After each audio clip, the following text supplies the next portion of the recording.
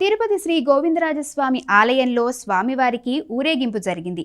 ఉత్తరా నక్షత్రం సందర్భంగా స్వామి అమ్మవార్లకు ప్రత్యేక పూజలు చేశారు.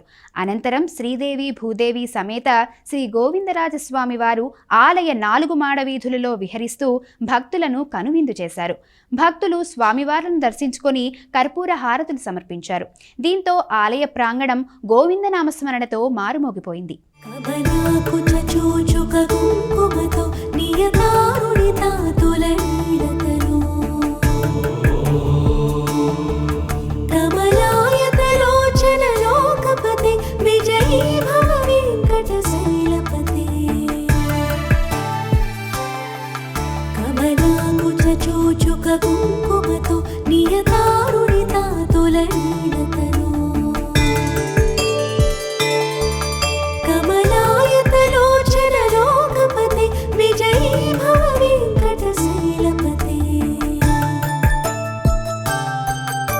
చతుర్ముఖ షణ్ముఖ పంచముఖి ప్రముఖాఖిల దైవతమూడిమని